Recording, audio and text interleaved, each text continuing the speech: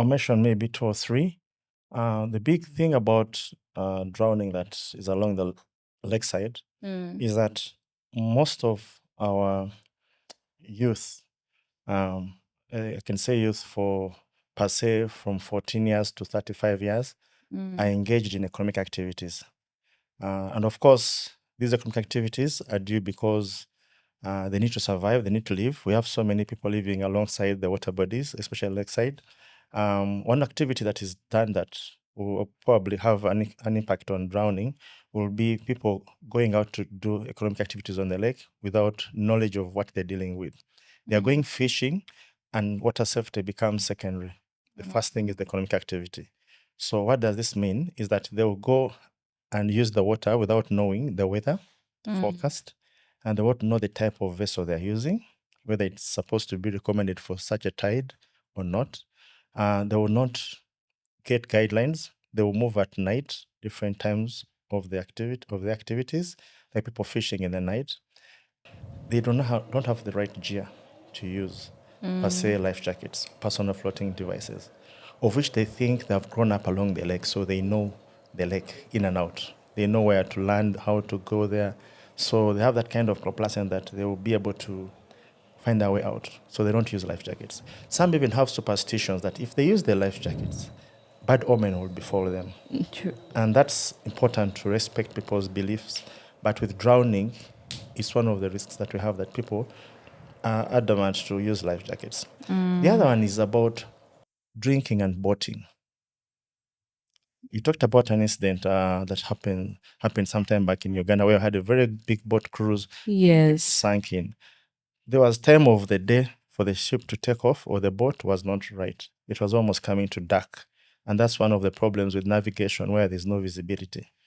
So there's no vehicle that wants to stop, or no border wants to stop. They think True. their vehicles can go through the water. We've seen videos going around social media, people being swept away, or the four-wheel drives being swept away in the river. So this is a misconception that if you have a vehicle, it's bigger than a catastrophic activity like a flash flood. So we need to obey to things that we have no control of, even when they look so small in nature. Even that's 2 inches of water, as long as it can cover your nostrils, you can drown. So that's the first note. On the second one, it is about, you can see our age group. Someone can see us and think we were better off because we learned how to swim when we were young. We can have age limit in other fields I'll not mention here, but with swimming, the law of flotation is still sufficing since this world started. So everyone can swim. What we do as experts, we as coaches here, we just train to kill the phobia and create assurance, because we're trained to make sure if anything goes wrong, we can resuscitate you or we can prevent you. So every person can swim. At my age group, 49 years, I'm the swimming champion for East Africa in the category of 45 to 49 years. I do not even train, but I have the feeling that if I do this like this, I'll go through. So that's the beauty, that I'm still swimming and I'm a proud dad. And every time I go for a gala, my kids are waiting for the medals.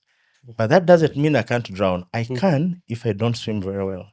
So that point comes to the element of saying, even though you are an Olympian, you can drown. So misconceptions that I've swum a lot, I've been longevity, it is not there in I drowning. personally don't see you drowning. Another thing is that Muslim women can also swim. He talked about the Punjab project, and most of it was about most of the Muslim women were not swimming because they thought you can't go and put on a costume. There was a project done in South Sudan, our neighbors here, and it's called Nile Swimmers. If you go and Google Nile Swimmers, it's a project that was started by someone to show that the ladies should not be left. So there should be a gender balance in aquatics, because the mothers take care of these kids. If they do not swim, they also tell the kids not to swim, because who will take them to swimming? Who will be by the pool? Who will rescue them when they are drowning? Every gender swims. We have some lakes in Uganda whereby they used to take women who misbehaved in society, somewhere in the West, and they were taken to some island. So that became a taboo that no lady would swim in that lake, because everyone that was wrong was taken to that island some time back. Mm. So those are misconceptions that ladies do not swim in this lake. When they swim, they're going to drown. We respect the culture and the heritage. But if it comes to drowning, we put the facts right. Then other things will become secondary. But every child, every lady, every religion, they can swim. Because what we're looking up to is survival and water safety, prevention and sustaining locomotion through water.